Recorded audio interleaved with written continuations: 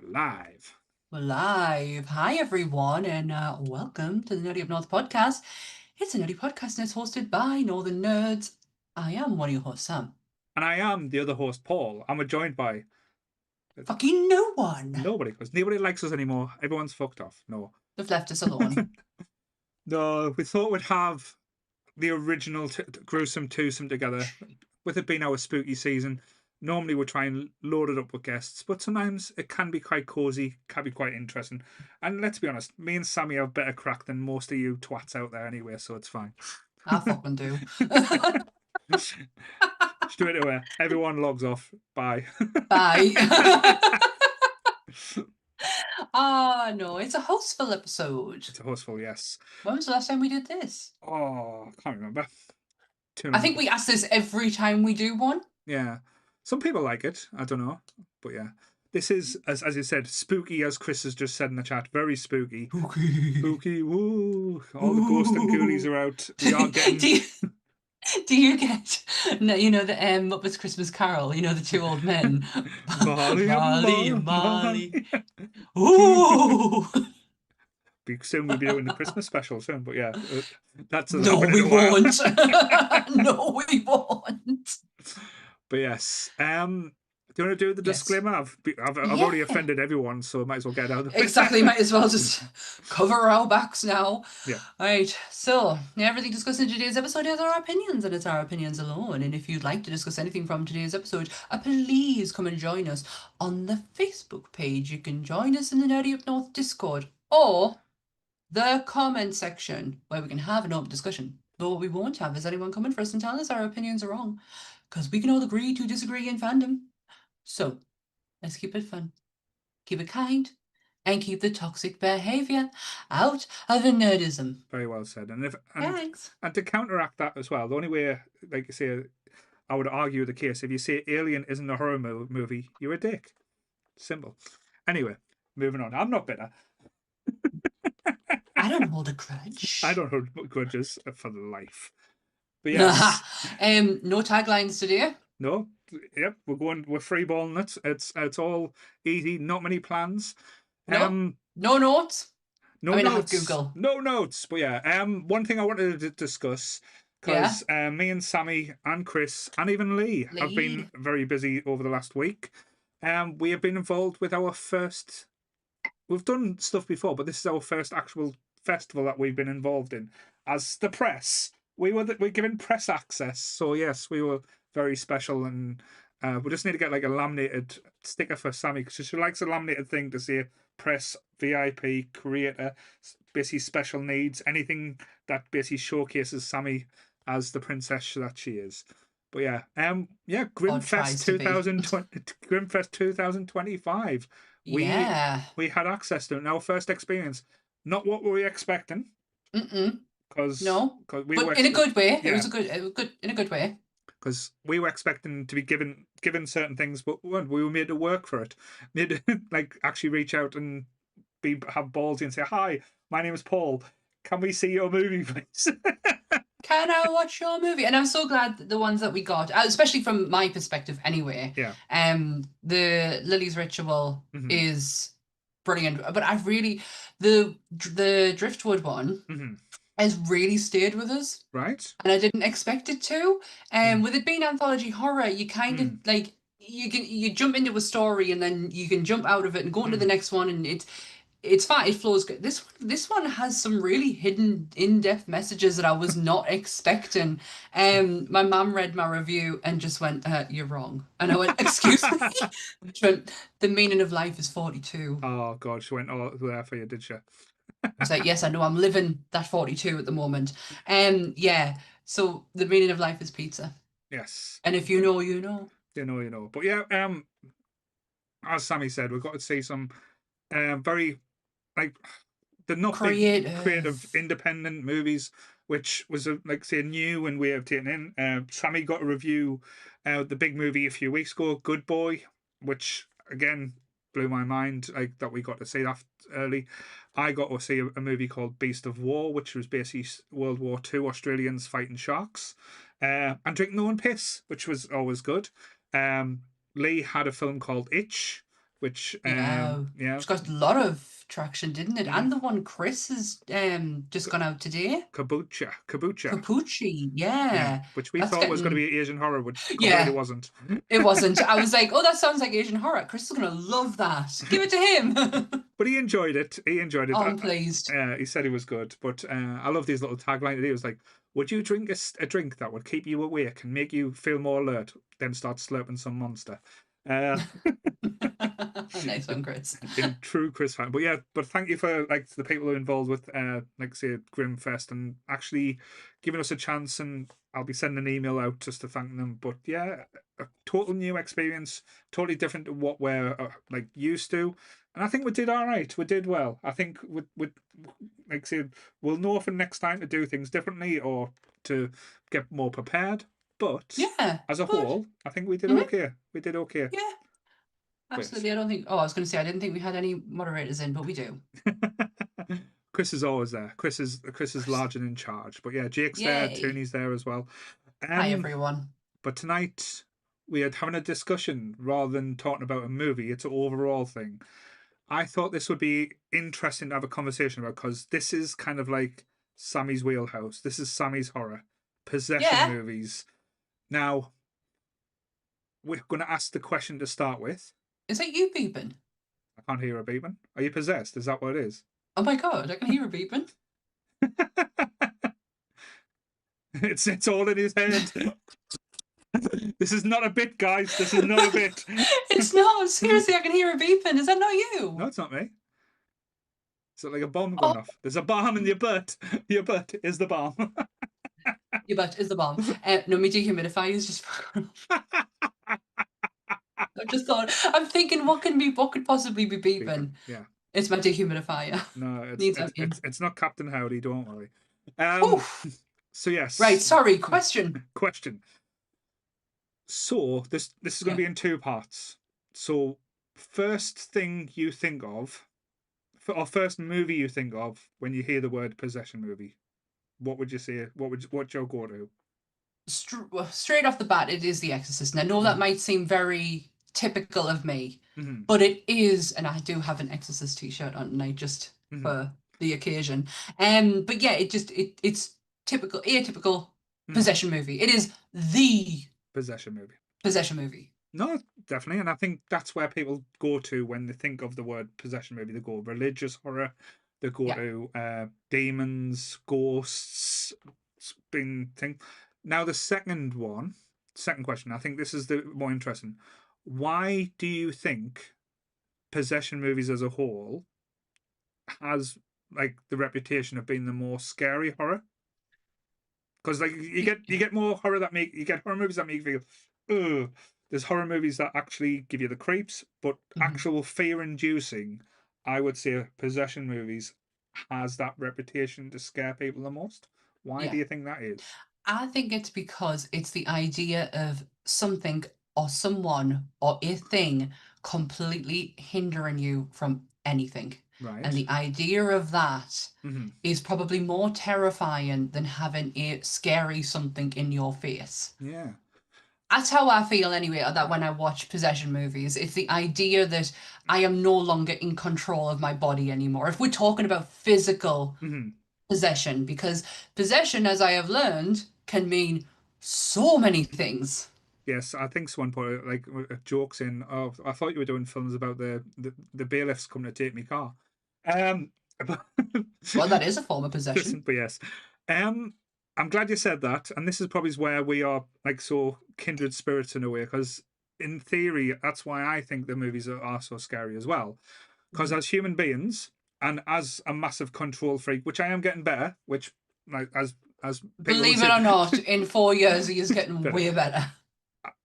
Being not in control of something or being not in control of yourself to me is one of the more frightening aspects of two, Hmm. and that can be many things. Like mentally you might be out of control, someone could be holding you to hostage, or physically like the thought of being stuck, like if you go like the Descent, stuck in a cave and not being able to get out of there, like you're not in control of your own safety, that Yeah. lives a fear. And then again, you go from like the Haunting of Hill House. Was it Hill House where the girl's got the sleep paralysis.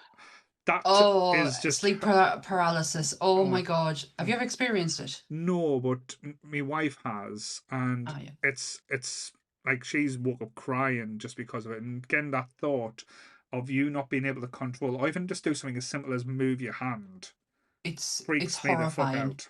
I'm not surprised. It's horrifying. So I do actually haven't for touch wood for a couple of years now, but I used to suffer really badly with night terrors, Hmm. really bad. They've, like I say, they've kind of getting a lot better. But there was one time coming towards the end of that when I had sleep paralysis, and I was like, the thing is, it's so weird because you can see yourself. Hmm. So I knew I was lying on my side. Hmm. I knew my eyes were open Hmm. and there was nothing I could do. I couldn't move. I couldn't. I was trying to talk, nothing was coming out. I was trying to scream, nothing was coming out. I couldn't physically get myself to turn over to where my husband was right behind us, Hmm. and nothing was happening. And then all of a sudden, the release came, and Ant just got this sudden burst of scream in his face. And it was absolutely horrible. I've never experienced it since. I never want to experience it again. Hmm. So yeah, it's pretty fucking scary. But and again, the way you can use the possession aspect of it, because it doesn't have to be you physically possessed. It could be like anything, like an object as well. This is Mm. where my mind went as well, because I was trying to push the boundaries of what you would class as a possession movie as well. And this might be a difficult one to do, but I'll try and, because I'm like a 90% believe it, but I don't think you can class it. But again, I'll throw this at you. Would you class a vampire movie as a possession movie? Oh, well, Mm. because they can do well, in typical vampire law, they can do hypnotizing, can't they? Well, if I go a little bit rather than the tricks and what they play, because in theory, what they've like depending on what law you or like because we talked about ghost law last year, last week, sorry. Now we're talking about vampire law. It's different aspects because in essence, when they talk about vampires, it's a demon that's taking your soul. Mm. It's your aspect's still there, but it's you kind of amplified to a certain degree. So again, I told you it's a difficult argument, but I was trying to think about this week. Is like, Yeah. could you technically class a vampire because you're not your true 100% self? You've got something else in there with you, but have they got control of you?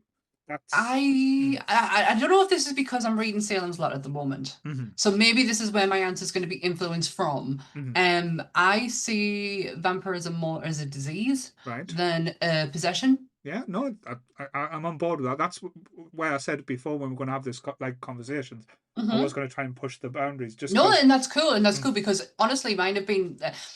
I'm I do love possession movies, mm, but and I don't realize I've watched quite a few mm-hmm, until I started having a good read and like, oh shit, I've seen that one. Like I don't know why this didn't cross my mind, and I know it is because I know I've just recently done it. Jennifer's Body mm-hmm, is is a a possession movie. She gets 100%. possessed by a fucking demon, and Yeah. it's something that completely slips my mind because Mm, in some way, some part of us will always think of the religious route when it comes mm, down to possession movies. yeah. Yet there's a whole big scope there. Like it's huge. I think as the religious horror aspect, especially with possession, has like a monopoly of the use because, as you Hmm. said, it is the more scary aspect to it.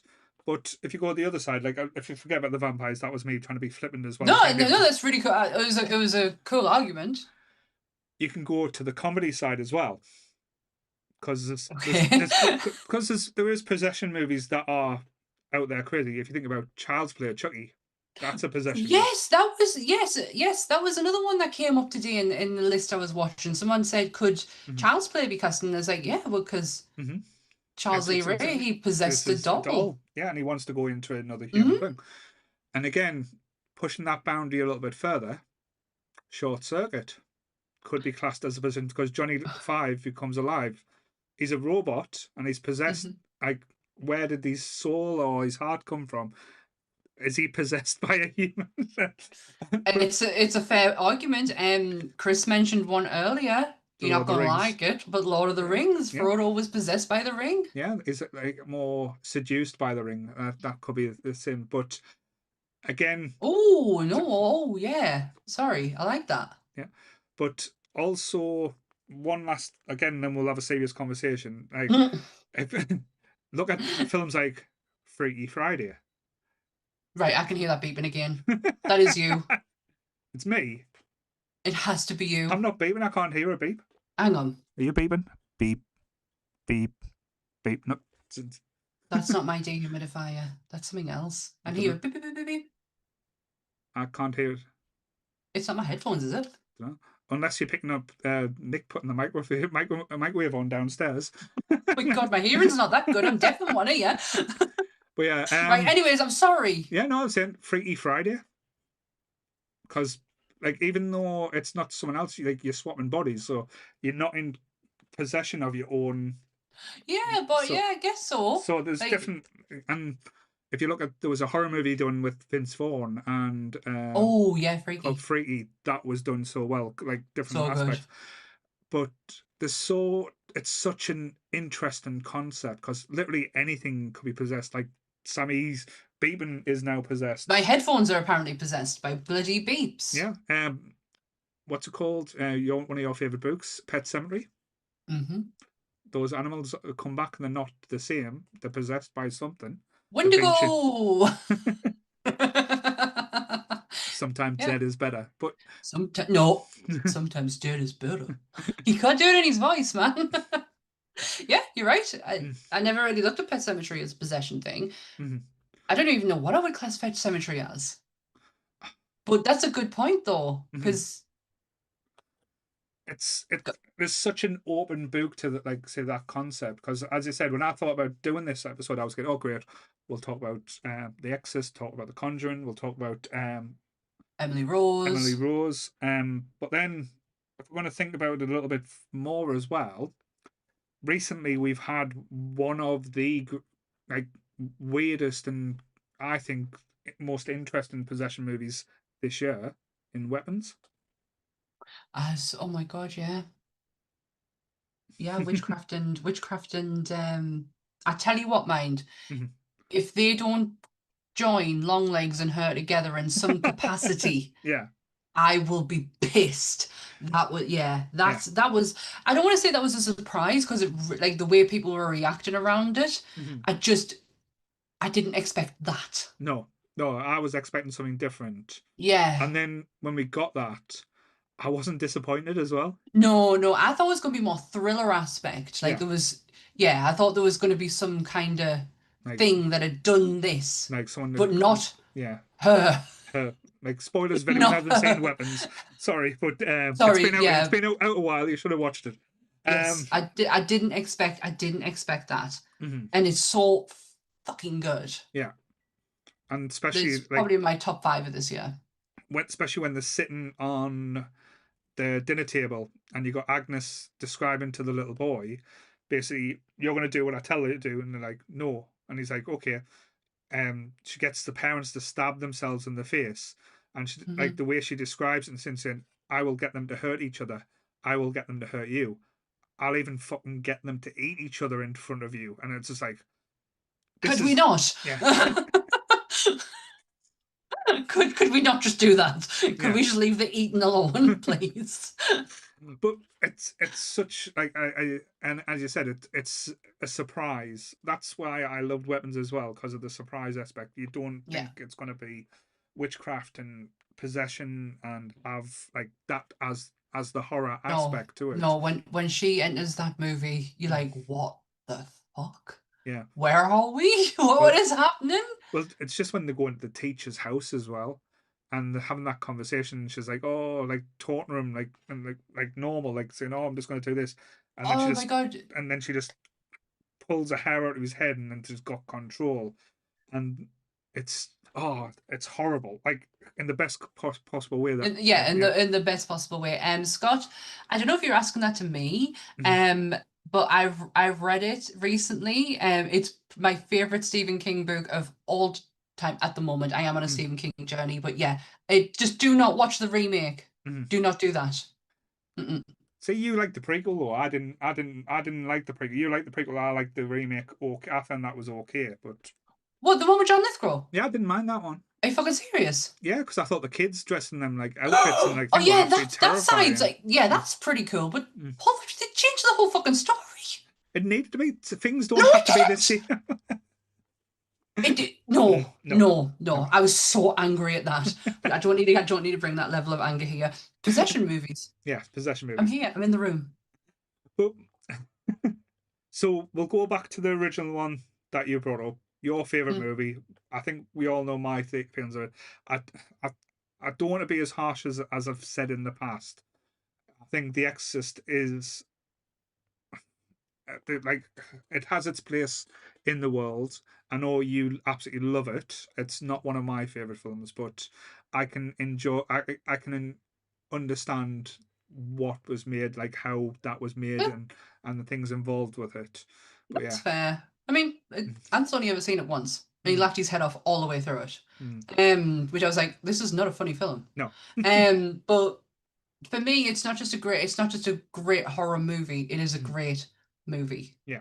It has its place not only in horror, it has its place in cinema history. Mhm, The and it's not just the story itself, it's everything that accompanies with it. It's the mm, makeup, it's the acting, it's the way the director did that. You know what I mean? It's mm, not for me, it's a lot of different moving parts, not just mhm. this, if Yeah. that makes sense. No, 100%.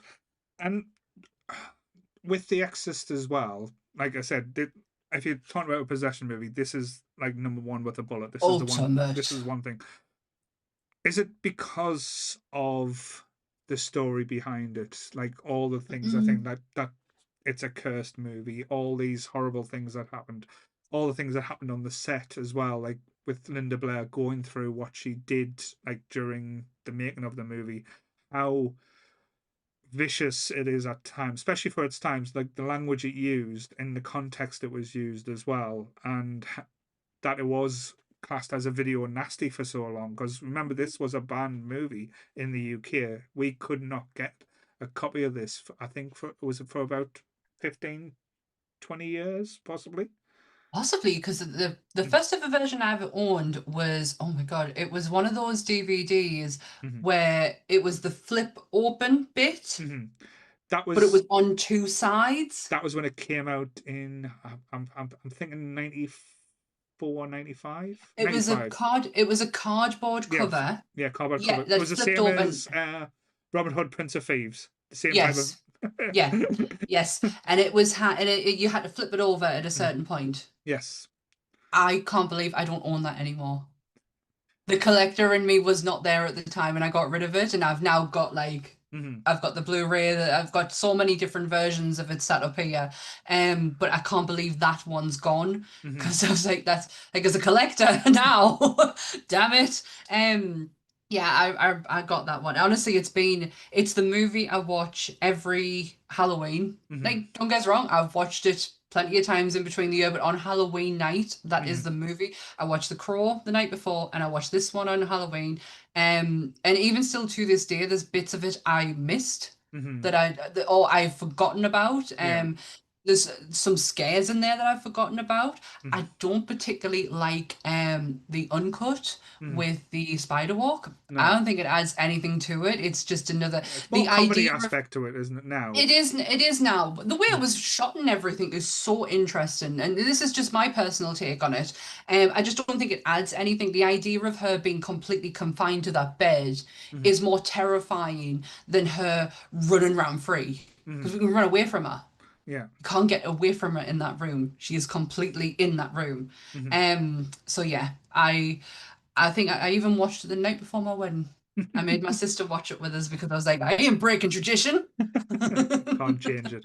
But yeah, Can't change it. it's interesting because this has probably been the blueprint for that type of movie that we still see the Mm, fingerprints on yeah. today. Like it's been not remade, but kind of redone in different ways. I do like the parody Repossessed with Leslie Nielsen. I think it's absolutely hilarious. Re, Repossessed. Yeah, who yeah. doesn't? Devil in a Blue Dress is just probably the great song. Yes, I love Repossessed. Mhm. And you're right, the blueprint for these type of movies is there. However, they are movies that have come out and kind of changed that blueprint a little bit. In the same aspect, um, Exorcism Emily Rose. Yes. See, we were talking about this today actually, because I was talking to me in-laws about it, and the Exorcist of Emily Rose and the Exorcist kind of share a same story, but they kind of like I think it's based off two individual people, and anyone can correct us if I'm wrong here. I have no notes, and Google is not in front of me right now. Two different people kind of like split in the middle, and then shared their stories like shared out. That's how I remember learning about it. But yeah, Exorcism Emily Rose is it's not just a good possession movie. It's a good I see it as a bit of a thriller as well. Like there's some thriller aspect in there. I think that's what makes a good horror film as well. It's like keeps you on there. You're trying like almost leads the mystery in there where you're trying to fathom it, work out, and stay with like kind of like almost like trying to like complete the mystery yourself Mm. by Yeah, putting the numbers together. I think the court case element to it really helps to it because it's like, oh shit, this is serious. Like, because within The Exorcist, you're only in that room with them two Yeah. priests. That is it. In this, it's like, oh shit, law enforcements are involved, and like, there's a different element and an added element of like shitness to it. Like, oh Christ, like there's more things that could be exposed here than there So was in that room. with the expansion as well, because I do like that concept as well that you've mentioned with the Exorcist being quite self-contained. You do Mm-hmm. see outside the room for short intervals, like just to see other people's lives and how it kind of moves into that. But the majority of the movie is in that house, and Mm-hmm. that's where the scares come from. Then if you go into like what we get now, like say for example, like probably the next biggest one that we've got now is the Conjuring movies, that franchise where it's Yeah. it does have like the possession element in there, like especially with like say the first one and the mother. That one you see again, it's based in the house, but you see other elements. You go to the Warrens' house, you see like it introduces the ultimate possessed doll, which Chucky will probably have a fight with Annabelle. You Uh, knacker. so there's like that type of aspects where I do think having the closed in and makes it more Confine claustrophobic it. and confined and more scary. Where Yeah. if you build the world around it, because the world's a big place, it kind of can't take it out. And again, the only reason that like I mentioned The Conjuring as much is because I only watched The Last Rites last night for the first. I managed to get around it. I don't think it's a bad movie. Not a Again, bad movie. not a bad movie. It's Mm-mm. It's I not a bad movie. It has its faults, but it's mm, not a bad movie. I do think because I know that I don't know if it's been announced, but the rumors are that the TV show is going to be coming out next. Yeah, that's the talking point, and it's obviously it's a very passing of the torch moment. Yeah. Um, yeah, Hmm. it's not a terrible. I quite enjoyed it. I watched it at opening weekend. Hmm. Yeah, but it has its faults, and I think because now people are starting to read a little bit more about the Warrens that they're Hmm. like the blur in the lines. I like the idea, and I think I wrote this in my review as well when I wrote my review for it. Was I love the fact that Vera Farmiga and Patrick Wilson can distance Hmm. you from the actual Warrens, and we can Yeah. keep this as a self-contained story, and it's got really fuck all to do with their real lives because this is fantasy, that was real, Yeah. and the real side of it is possibly more worse than the fucking fantasy side of it. So let's just keep everything fantasy. But that's the thing with like that type of world as well. Again, I'm not well. You could probably paint it with a big foot. If we go from the movie side to what happens in the real world, because a lot of the stuff is based on true events, but the people who kind of are involved or kind of thing are charlatans, are trying to take advantage of people with mental health problems or people with certain All for aspects. that. And not all of them, but the majority. All for that. All for, The Warrens, I'll say the Warrens for fucking damn sure. yeah. All for that. Actually, if you want to hear my thoughts and feelings on the Warrens, just go back and listen to me Conjuring episode because I lay it all down in there. Hmm. But if you're talking about the actual movie side as well, because I Yeah. think certain aspects, because I know I get very annoyed about The Conjuring 2 with it being set in Oh, Enfield. really? Yeah, because it's like it's Interesting. it's just basically there's the Enfield Horrors is such an interesting pure shot story. of fiction. Yeah, the Enfield Horror story is so interesting, and so like there's so many good dramatizations that's done about that.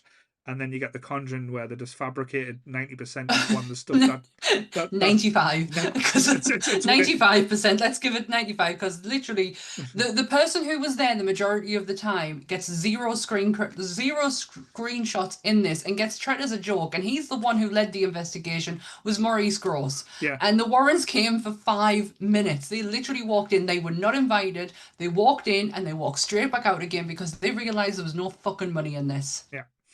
Yeah, poor Maurice Gross. But yeah, Poor man. But I like the second one.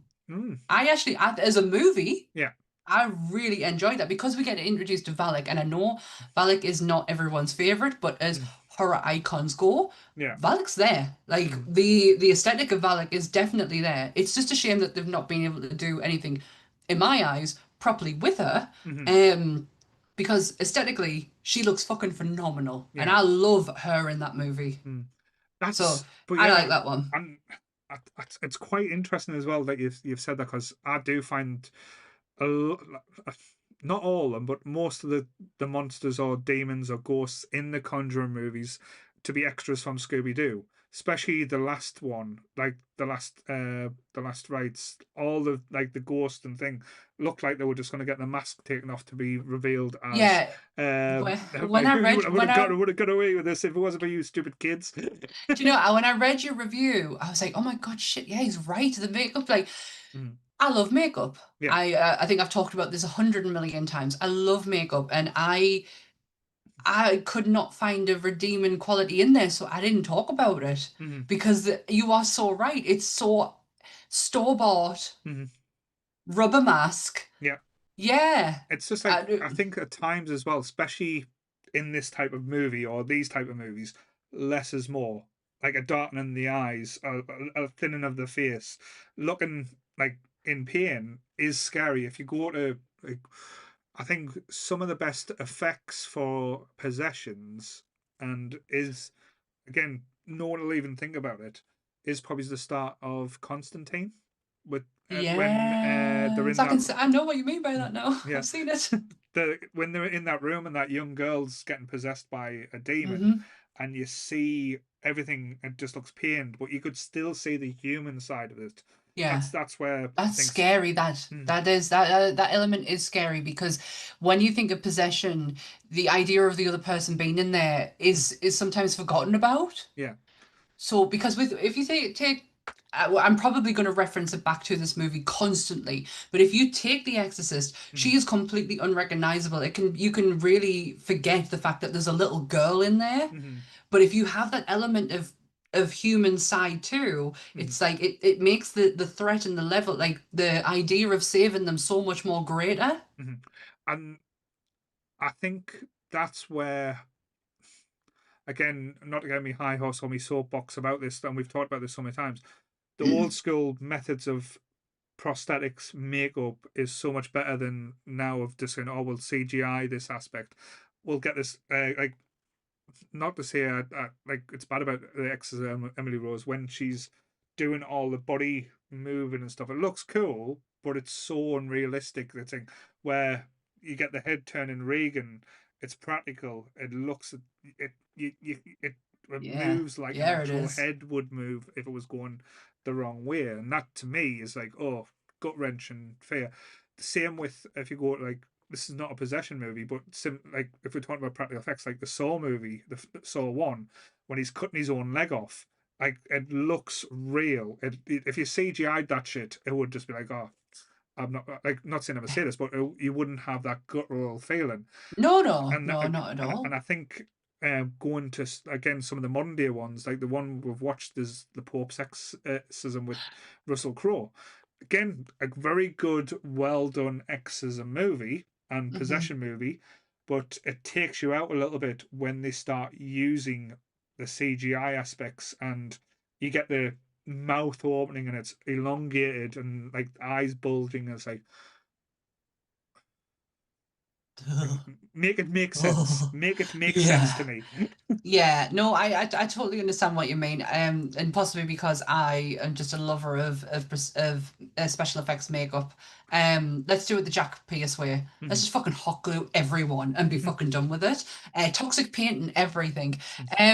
The Pope Exorcist, that's such a good one to mention. We were talking about this today because I says for a movie that I had no ex I do kind of go into some exorcism movies with an eye roll. Yeah. Like I'm ready to. Ugh, okay, you just Like, yeah, when's the point I'm going to check out?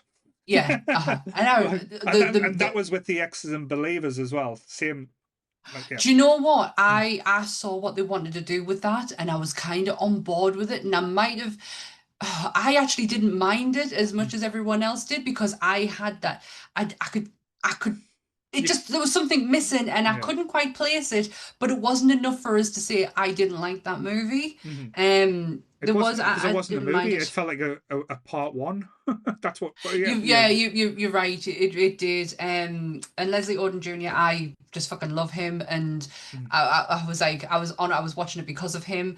And obviously it's The Exorcist. You Mhm. know, but yeah, the Pope's Exorcist. I honestly was expecting again. I am Russell Crowe. Mm. I'm not going out to watch a fucking Russell Crowe film. I might reconsider that now Yeah. after that one because I Hmm. it got me 5 minutes in, and the minute he said mental health as opposed to an actual possession, I was like, oh shit, okay, Hmm. It's I'm on taken it this serious. because, Yeah. yeah, because even in The Exorcist, they don't even consider Hmm. that they go down a medical route, like, oh, there's got to be something physically wrong with her in order for Mm. this to be the issue, but they don't look at the mental side of it. And I know Regan changes appearance completely to the point where you're like, oh shit, yeah, that bitch she's possessed. Like Hmm. you can't not say that she isn't because look at her. Hmm. But at the beginning, that wasn't the case. They put her through so many fucking unnecessary procedures because it had to be something inside of her that was Mm. causing this. It couldn't have been what her mental stability. So Hmm. I like the idea that in the Pope's Exorcist, as opposed to that guy's possessed, it's like, no, that guy has mental health issues. Do you think it's And, a brave choice as well to do that? Because I think a lot of like filmmakers are but scared yeah, to do yeah, that. It's because like, the Catholic Church fucking relies upon this shit. They completely rely upon it for people to believe. mm, The Omen is a perfect example kind of that. If we're looking at it from a movie perspective, The mm, Omen is not a possession movie by any no, means, but it is a way of it is the idea that the church has so much control that they mm, can implant these ideas into people and mm. make it so. So technically, it is a possession movie if it's like the control aspect of it's taking it away from you.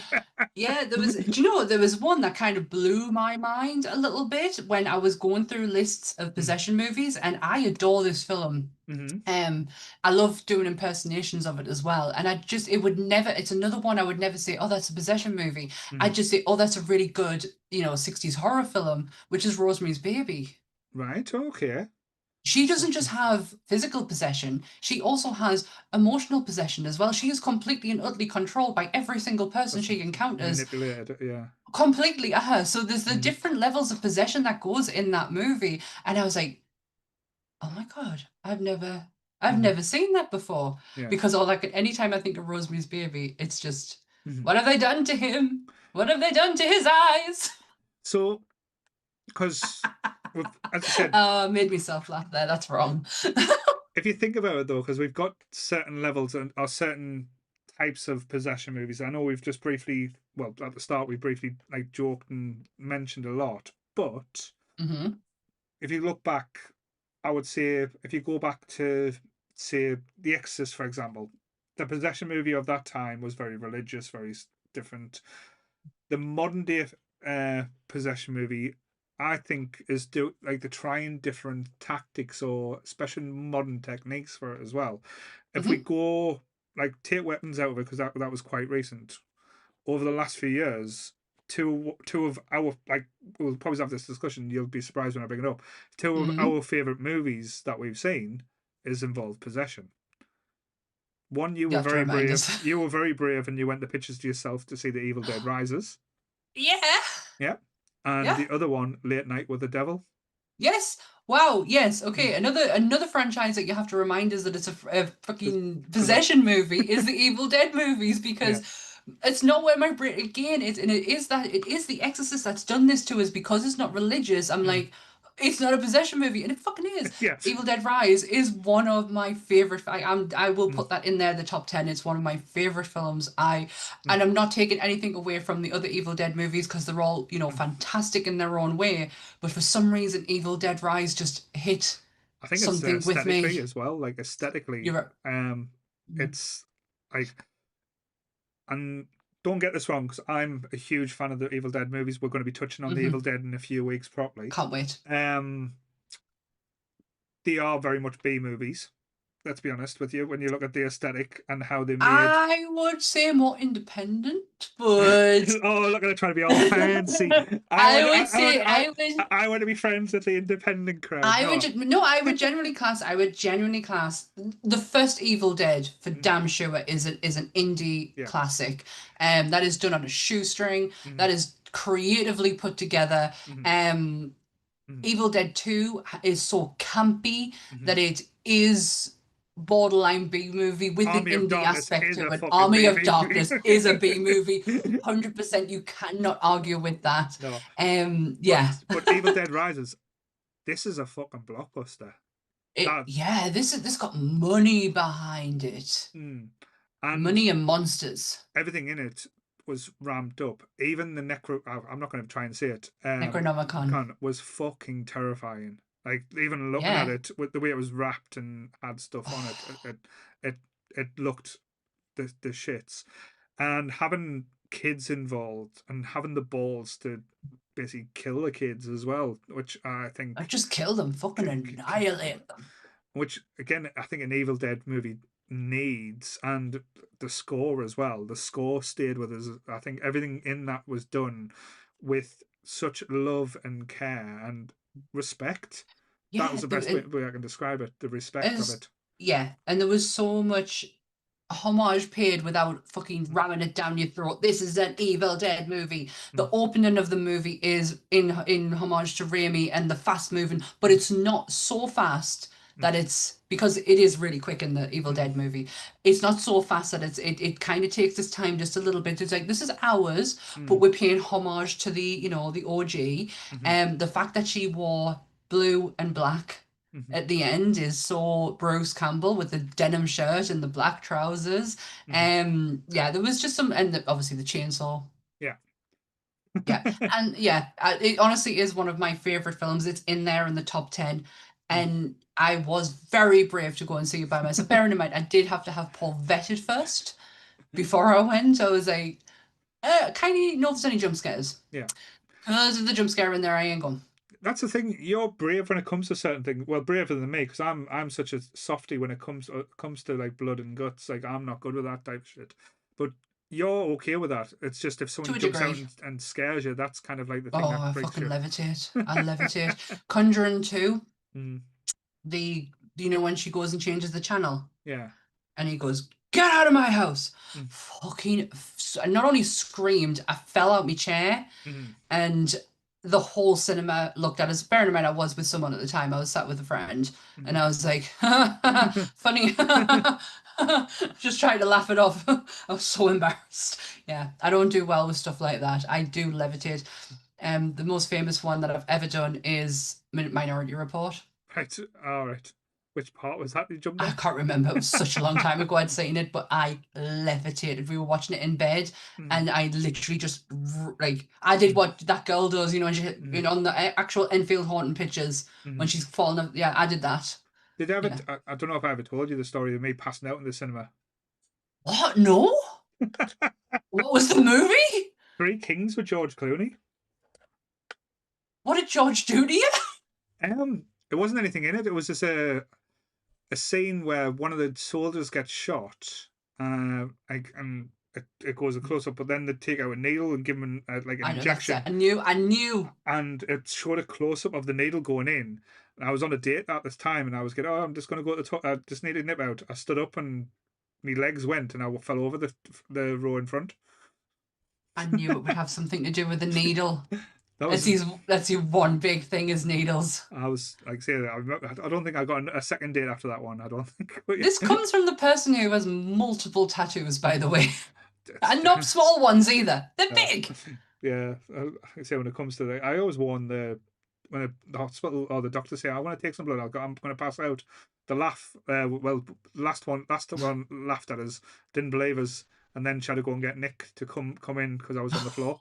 Oh Um, shit. since then they've took us a bit more serious, but yeah, I have to I have to warn them when they take my blood. I'm like, all right, I'm on blood thinners. So mhm, if you make me bleed, this is going to be a shit show. We're yeah, going to have Tarantino level of blood coming here. uh-huh, One of them didn't, and she said she'd put a plaster on it. mhm, And I remember I had my He-Man t-shirt on, which is like a blue. mhm, And ended up having to move to my other arm, took me blood, which is fine. I'm fine with needles. I don't care. And when I lifted my arm was stuck to my t-shirt. I fucking just pissed blood. And I had grey joggy bottoms on. mhm. I had to go outside with blood all the way down here and all the way down my leg. I was like, off a tiny, tiny. Honestly, it is something out of Tarantino when I bleed. It just goes everywhere. That's and that's what that blood thinners do for you. and that's when she gives out a free feet pictures as well. That's just Oh, saying. it has to pay for the dry cleaning, to be honest. There was some Scott mentioned earlier a movie, and I was going to bring this up later, but I'll do it now. Mhm, Because this is probably one of my favorite probably outside of the Exorcist and all that, because I didn't expect it to hit us the way that it did. It mixes my two loves of horror, mhm, possession and found footage. mhm. It's The Taking of Deborah Logan. Right, okay. I don't think I've seen that one. Oh, I so recommend you go and watch this movie. It is again, it's found footage. It's Mhm, kind of like done. It's a documentary crew going in to talk about mhm, Deborah, and it's more to do with the possession of. It is in a way it's demonic possession, mhm. but it's actually more the undertones is the Alzheimer's disease. Right, okay. And it's so brilliantly put together. I remember the podcast Tales from the Brew Crew had just done a review on it, and I instantly just stopped. Mhm, And I was like, "Oh no, I actually want to watch this." So mhm, I stopped playing it, and because I talked at the time, I talked to the hosts of that podcast quite a bit, and I sent Trevor a message, and I was like, "I'm going in. I'm going to go and watch it." And he was mhm. like, "Right, okay, tell us what you think at the end." And I just put, "Shit." Like that was fucking unreal. I did not expect to Mhm, have that kind of emotion with that movie. right. Because you think because it's possession, Mhm, it has to be something, you know, demonic or spiritual, but the fact that it's a fucking disease, it's just mhm. it's crazy. Please go and watch Taking of Deborah All Logan. It's right. such a good movie. Well, I'll put it on the list because I know during the top fives that we've been doing, Hell House was mentioned a lot. I've got to check that Yeah, out. I Um, want to go and check that out too. One sec, got yes. time. So the other movie I was going to talk about after like Evil Dead Rise was the sleeper hit that kind of came out of nowhere, the David Dashmalchian. Ooh, Yeah, you said it, David Dashmalchian. Dasmalchian. Yes. Honestly, Mm, I did this at the beginning of the year for mm, Monsters, and I could not say his name for shit. yeah. It took 6 months for us to be able to say it. David Dasmalchian. So one of them, I think, one of the thing I loved after watching this movie, like Late Night with the Devil, was the conversations that me and you had afterwards, because Yeah, this was one of the cleverest movies I seen. I know the ending such a was long so time. weird, but everything before that, like the lead up, like how the movie worked, like it was the same time frame or working in the same as the TV show was going on in the 70s as well. And all the little hints, all the keys, all the, everything kind of like breadcrumbs it was giving you. Because I know, like, I think, like, Sam, I love you to bits, but you didn't pick up for a lot of the stuff. So it was like having the conversation and seeing your eyes light up as well, going, it's like Oh, that realizing shit. This is what that's what that meant. This is why they were having yeah. doing this. That was just Did you not realize I'm thick as pig shit? you're not. And No, you're not. no, I really am. So we did this at the so bearing in mind, Mm, we did this a year after it came out. I have already had these conversations with Paul after we watched it. mhm, Because he watched it first, and then I was like instantly me and Ant were on it. And then I had these conversations. A year goes by, and I have to rewatch this movie again, and I miss one key element out that completely, by the end of the movie, I'm going, what the fuck? Mm-hmm. And then I had to have it explained to us while doing the episode, and I went, oh shit. I fucking missed that completely. I did the same in the Blair Witch Project. Yes. I did exactly the same in the Blair Witch Project. I missed one key element that would have made that experience. Bearing in mind, I've seen the Blair Witch fucking 100 million times. I fucking love that film. But for some reason, when you doing rewatching movies for stuff like this, you really have to fucking pay attention. And Is that where I'm going wrong? I don't have the attention span sometimes for that. Right. But then it gets shown when I do these episodes because I'll ask questions and then either Paul or Dan, whoever I'm doing it with, will go, yeah, but this happened. Mm. I'm like, oh, did it? And it was the same with Late Night with the Devil. I missed one key element, and it was the secret society. Mm-hmm. Yeah, that I was the thing. And totally fucking missed that to the yeah. point where I was like, oh shit, well that makes sense now. So we I'm, gone. I'm really am shit. No, it's fine. You've mentioned a movie there. I'm going to ask you the question: is the Blair Witch movie a possession movie? Such a good question. Such a good question. Because the ending. Mm. And actually, no. Yes. The ending, yes. But you can see it from the tent scene. Mm-hmm. In the tent. Everything up to that point, yeah, is a bit on edge, but nothing really has happened. Mm-hmm. It's not until when they leave the tent, everything starts to go to shit. Could that be the Blair Witch kind of like taking over them to the point of when, because the remake kind of hints at that. Because I've actually not seen the remake. I've never actually seen I've seen Book of Shadows. Book of Shadows. I don't mind it. I don't mind Book of Shadows. People give it shit. I don't mind. I didn't mind the remake until they used all the special effects at the end. But I've not seen it. What they kind of hinted at with the remake, sorry for spoilers here, that when you entered the forest became like a time loop. See, there's two. Oh, okay. So there's two people that they kind of bump into in the forest, and they're just like, oh, we're doing the Blair Witch trail and stuff like that. And they bump into them again, and they're more panicked, more disheveled. They've said, I've been in here for fucking weeks. And they're like, well, it's only been a day. So it's like different times, like time kind of. That's why if you go in, I actually really like that idea. So it's kind of like brings you out of that. But again, the possession aspect of that is basically it's not being in possession of you; it's being in possession of the place where you are, and you cannot get out of that place. Oh, I like that idea. I do. I like that idea because Blair Witch is very basic if you really, think about from A to B. It's quite a basic story. So to add that in, I quite like that idea. In the tent scene, so the tent gets attacked. Now, there is a scene that's been cut from here that could have possibly changed the trajectory of this movie. Because in this whole film, you don't get to see what this thing is. Something's clearly there. Yeah. And by the end of it, with Mike and what he does, like, is he being taken over at the end? And, or is, there's so many different questions. Or being taken over all the way through to lead them the wrong way is that. And lead them to that part. Or Josh. Yeah. Going missing completely. And, but when Heather and them run out of the tent, what they were meant to do, because bear in mind, Heather is the only one who is controlling the camera. Yeah. Nobody else is there. And they didn't get it on first shot. Heather literally was meant to turn the camera, and a woman in white was going to be standing at the side of them, but she didn't do it. But when they played it back, when they ran through it again, they didn't record it because the film equipment they had was they had to take it back basically. So they only had it for a period of time, and they the way that they planned it out, it would have been an extra something that might, if it could have been a waste. But they did play it. They did look at it and went, it's not needed.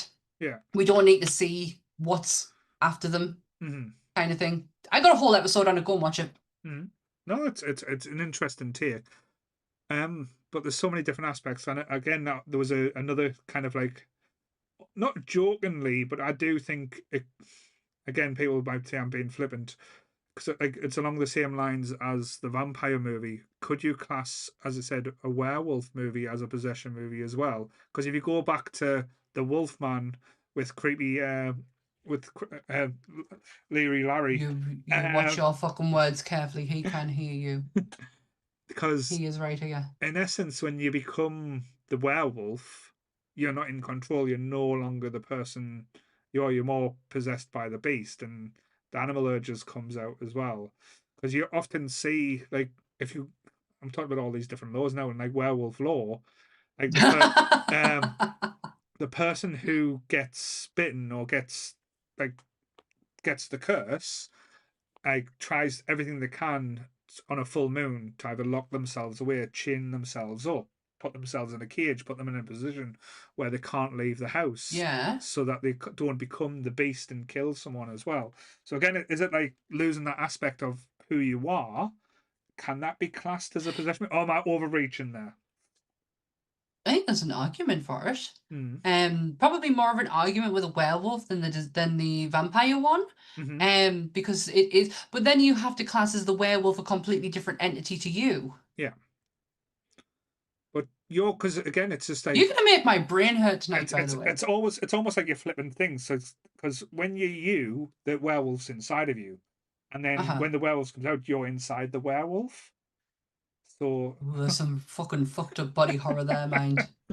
but again, when you're the wolf, is there a certain amount of you that's still there? Because I said it's going after the people that you like desire and like, or people that you don't like. It's like it's it, it's interesting to think that. It's I'm trying to wrap my head around the whole Hmm. who's who. Yeah. Who's who? I'll put it to the chat. What do you guys I think? don't know. Tony's kicking off saying that Blair Witch Yeah, is not turn a it. No, possession movie. He's being very it's argumentative. honestly, I can understand. Mm, I can also understand if someone argued for it too. yeah, I think it's down to the Werewolf movies perspective. aren't either. Yeah, Yeah, okay, but why? yeah. That's the Why? Like question. why? Why? Like yeah, why? Like Mm, if it is if mm, the werewolf, oh god, we're going down like the same as last week, aren't we?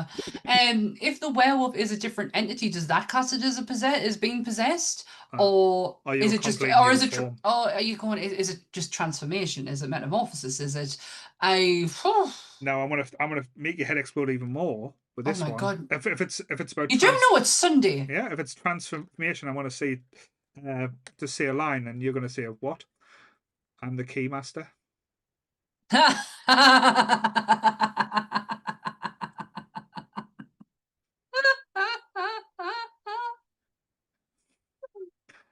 Yeah, Is Ghostbusters a a possession possession. movie? I Because think it was Dana possessed. Barrett. They all get possessed because again, it's an entity going into someone else and completely taking their body over. You got Danny, you got Lewis, you Yeah. got Ray. It happens to Ray. Mm-hmm. Ray gets taken over, not just once, fucking twice. Yeah. Ghostbusters 1 and 2. Mm-hmm. Um, I don't say it's a possession movie, but there is possession Possession elements in in it. there. Yeah. Yes, yes. I hope the reason Tony's not replying for us because he's coming up with a really good fucking answer. He's running away. He's get shit. Sammy's told us off. I'm hiding now. I'm not telling you off. I just want. I honestly, it's just because I want to kind of figure it out in my own head. Yeah. But it's because that's the thing. I've went down at such a rabbit hole when I thought about this concept because I thought, oh great, we'll be talking about the Exorcist. We'll talk about Emily Rose. It was like, what else? What else? Yeah, and what that's what, that. what can you Yeah. what can like you then class as possession movie? Even if you go into like Ghostbusters 2, the toaster that dances after the ooze is in, that is technically possessed. We get a walking Statue of Liberty that is possessed by the ooze. So again, it's Yeah. it's all with like perspective or saying. So what would you class as a possession movie? Is it a movie all about possession, or does it have to have a possession aspect in there? Hmm. Hmm. Hmm. I think if you're gonna call it a possession movie, the whole thing has to be solitary possession, like Mm-hmm. possession. I think because Ghostbusters, for example, is more of a what's a ghost story? It's ghosters. Mm-hmm. Ghostes? It's Ghosted. ghosts. Ghostes? It's ghosts. It's got different elements in there, so I wouldn't necessarily say that is a possession film. Because then Uh, again, if I'm going to be ultra like put like pushing or poking the bear, go answer the call with what's he called, Thor. Um, Chris Hemsworth, he Chris gets Hemsworth, he possessed. gets possessed and turns into He the does. funniest thing you've ever seen. He's great. I love the fact that Tony's agreeing with us. I just still would like your argument on the werewolves, Yeah, please. because again, I can understand why you could say that werewolves is not, but in my head, there's still a little itch that thinks it kind of is at the same time. Yeah, I agree. Tony, I do agree. A possession movie, I feel has to be the main focus Mm, of the story right. and not just an element of it. No. So it's just like That's my opinion. that's no, I get that. I agree. But then it's like the realms of what possession actually means, or like what kind of aspect could you like, again, as we joked earlier about the like the bailiffs, could you class um a kidnap movie like, say, I said it wasn't before, but if you think about Saw, they're put in a situation where they're not in their possession of themselves, they've been put in a room and they are kind of The held captive. incapacitated. Yeah. Just to let you know, my cat is kind of possessed at the moment because I Mm, had my Exorcist trainers on today. mm. The motherfucker is chucking them around all over the place. I saw her open the door earlier. I was laughing it off. It's the white one. It's Loki. Mm. Yeah, he's in my actual. He's trying to fight with me laces of me Exorcist trainers. He's Now, gonna leave the room now. I'm gonna as well almost bring it back a little bit towards The Demonic Exorcist. or out. Um, because again, I'm not going to spend too long, but one of the greatest jump scares ever in a movie was not The Exorcist, but The Exorcist 3. When the nurse comes out the room and you see the things following behind, and it is, if you want to see, like, you just basically feel yourself curling up inside. That scene is just brilliantly done, timed perfection, and just horrifying at the same time. Um, You've not seen it. no. I've seen Exorcist 2. That uh, was a load of shit. Exorcist 3 actually does I've have a, heard so yeah. many good things about it, and Mm, it's just not putting it off. It's mm, just I keep forgetting about it. I do want to watch it mhm. because I have heard really good things about it. Yeah. Just, and because to be fair though, if we went through the list, we could spend hours and hours just going through them. Because, like I say, there's movies we haven't even touched on yet. The Amityville Horror with the remake and even the Again, original. Um, never seen them. However, wouldn't have said possession movie mhm, because again, it doesn't cross my mind that way. And mhm, I'm not saying it's not. That's not what I'm getting at. It's just when I think of these films, mhm, I'm not thinking, oh God, that's a possession movie. mhm, Insidious is another one. I mhm, have not. mhm, I've seen it, mhm. but I wouldn't go, oh yeah, it's a possession movie. Even there's a fucking demon in it, Yeah, but big red demon. if you like, probably it's not the first one, but the other ones after that, like Patrick Wilson actually does get possessed by the the woman, the bride. Um, Oh shit! Do you know? I've never actually seen the second one, the third one. Christ knows how many more is after it. I've not seen them. yeah, and Tony's The just come up with the best one, The Shining. He gets possessed by the fucking hotel. well, well, in the book he does. Mm. In that movie, In the movie, he's just insane from the he's start. just fucking from the start. Like he hadn't even been 2 seconds into the hotel before he's already lost his mind. So I don't I don't agree with the movie side, but the book definitely. Jack Nicholson just tearing it up straight away. One that I did watch this year, and Mm. I was really looking forward to it because it had such a great cast. It was such a great premise. I felt like, oh God, this is like a good. Like I like when it comes to possession movies. I do like to take mine on the more spiritual side because I Mm. love the good versus evil aspect to it. Mm. Um, the Ritual. Mm. Right. Okay. Is that the one with Al Pacino. all right, the one that they turned us down for a screener, then we watched it anyway. But yeah. Probably a good thing. I don't think I could have said a lot of great, nice stuff about that. Yeah.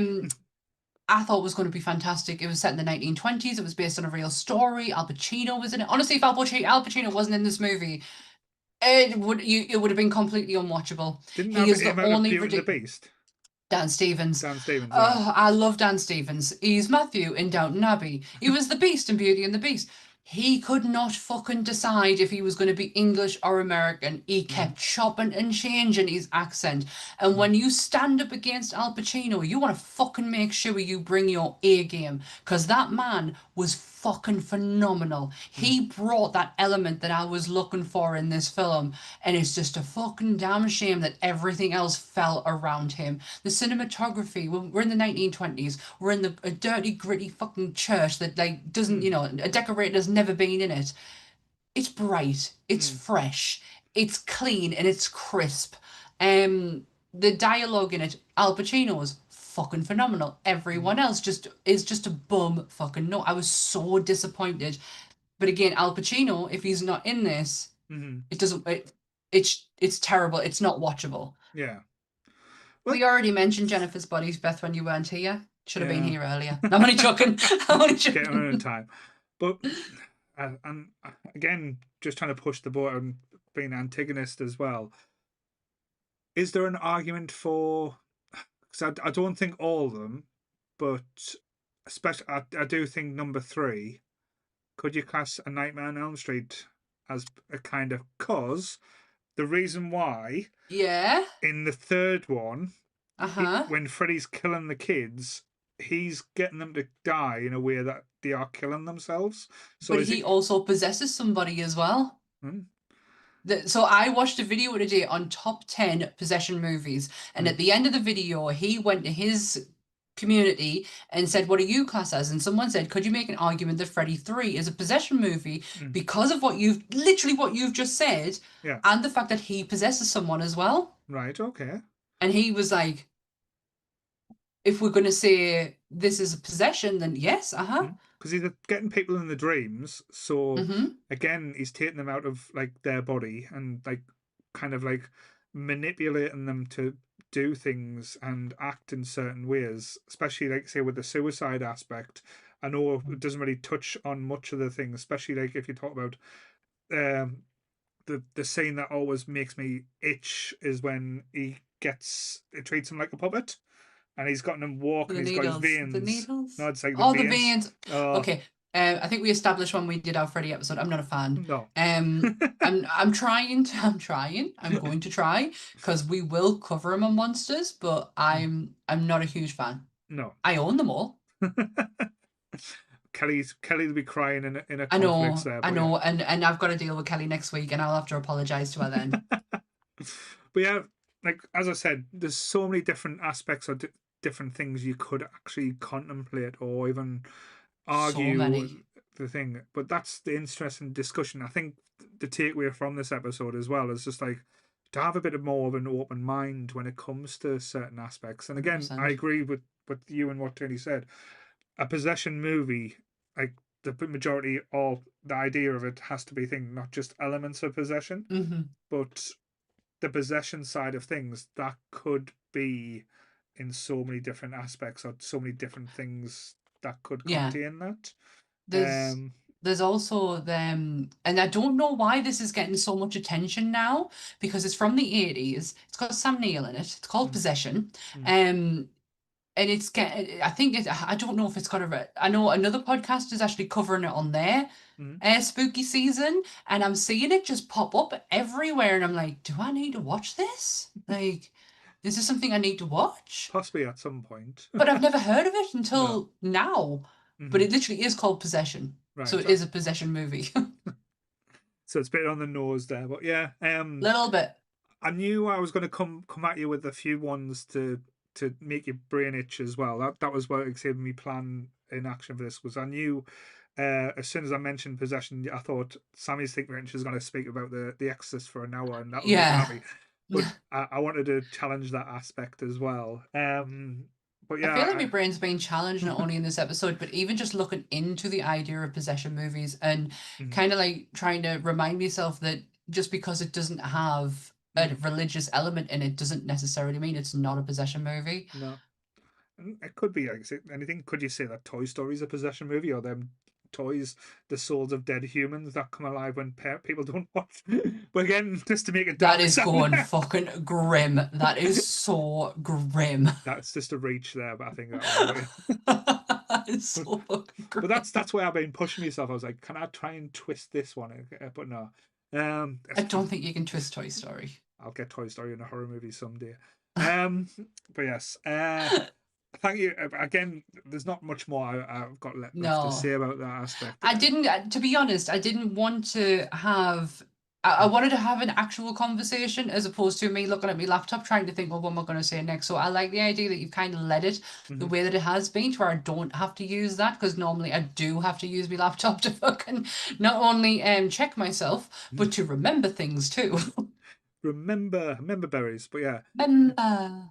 this it's such an interesting concept, and Hmm. I think a lot of people do get blindsided or like one dimensional with the aspect to it as well, and think, oh, possession movies, this is what it's got to be, this is how it's going to work. But there's so many different facets and so many different interesting ways that Yeah. it can work as well. And it doesn't have to just be the religious way, it could No, be. it honestly doesn't. But my love of possession movies it does come down to that pure, simple, good versus evil, Mhm. and that's what I absolutely love about them. Yeah, and I do think they will have the more lasting impression. And again, I want to touch on that. I think you've hit the nail on the head as well. It's the ones that basically don't just instantly say, "Oh, evil thing." They look at the mental health side as well, especially with Yeah, how strong mental health is at the moment as well. Them are the scarier aspects, and yeah. that's Because isn't it crazy that they could, instead of claiming that someone has mental health problems, they'll just go, "Oh shit, they fucking possess it's a them." demon. Like, yeah, isn't it crazy to think that that was the easy way out? Mm. That was the easy way out. Next week where we do witches, but yeah. Yeah, because we've covered ghost law, and we've done vampire and werewolf Werewolf law law. tonight. So I need to get some more laws. The ghost law conversation was so funny. I really enjoyed that. Still don't know understand why people are still arguing that case or what's happening there. But yeah, so what's happening tomorrow, lovely lady? Yes, tomorrow we're going down the 80s route Mm, with a banger of a movie called Chopping Mall. mm, However, if you are joining us for just to talk solely about the movie, you're going to be highly disappointed, because we have more tangent in this episode, than we mm. have had in a very long time. We not only talk about Kevin Smith, we talk about Greg's sausage rolls. All right, Oh yeah, Greg's gets brought into it and everything. It is a tangent-filled episode with Chop and Maul in there. cool. So that's out at So 10 o'clock tomorrow. yes, that premieres on the Nerdy Up North YouTube channel at 10 o'clock tomorrow. The audio for this episode and that episode will be available tomorrow for your listening pleasure. Yeah. And Sammy and Dan got the chance to watch a new documentary called Chain Reactions about the Texas Chainsaw Massacre that goes out at 12 o'clock tomorrow as well.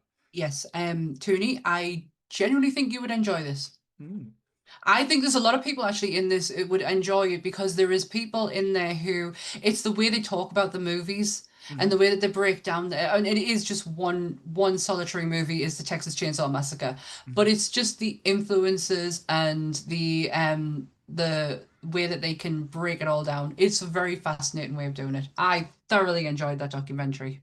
So yeah, so that's dropping tomorrow. I don't know if we've got a Top Grumps this week. We've got a Wonk next week with Sammy is appearing on Sunday, not Yeah. Sunday, on Saturday. No, Sorry, Saturday. Saturday. Yes, Saturday. I return she to returns the to ladies Wonk. of I return to the ladies of nerd culture. The women of nerd culture. We're Shit. changing the name to them now. Sorry. God. We'll be back. We'll be back next Sunday with an episode on Misery with the wonderful Kelly Younghorn will be joining us. But send Yay! her a message to make sure she's remembered. Hope so. Is Anime Club not on? Friday, yes, but like I say, I'm not 100% if they are going live. Just I know Chris, bless him, and we are thinking about you. Chris is going through a Mwah. lot. So hopefully they will return. But again, I'm not going to put the pressure on them. Nope. Um, Nope, nope, nope. nope. There's a lot of things going on. There's Monsters, there's Women of Nerd Culture, there's Top Grumps, there's Countdown to Doomsday, there's the new one, the Power Rangers one, Mm-hmm. the Straw Hats one, the one with talking about One Piece. There's so fucking much, and it's all in the Nerdy Up North YouTube channel. So if you hit the notification bell, you'll never miss out on anything. Just saying. So just saying. And again, if you're seeing in our socials as well, our reviews, and like we've done written reviews, we've done video reviews of the movies that we saw at Yeah. Grimfest this weekend, which was such an experience. Hope you guys enjoyed. Like I know with mine, I try to have a little bit of a laugh with people, laugh about them. So hope it went down well. I But did mine written. she went all professional and I all went I old went back school. to my root I went back to my roots and I did a written review. Please let us know. Please Mm-hmm. let us know in comments on our social medias. Also let us know in the comment your favorite possession movies. Yeah. Would you class werewolves as being possessed? We, Because I'm still we interested because Tony's still not answered the question. maybe he is a werewolf and he's trying to like get away off the thing. Get away from the subject. That's why Tony disappears every so often. It's like because it's like, oh shit, full moon's coming Yeah. out. I'm gonna have to bite something or eat something. Oh Uh, shit. maybe Okay. that's where Lee Well, is gone. Lee's gone now. Lee's a werewolf. Lee? I don't want to touch a nerve, but I still want to answer the question, so let us know in the comments. Yes.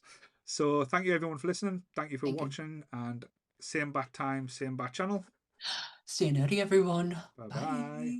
Woo! Ooh.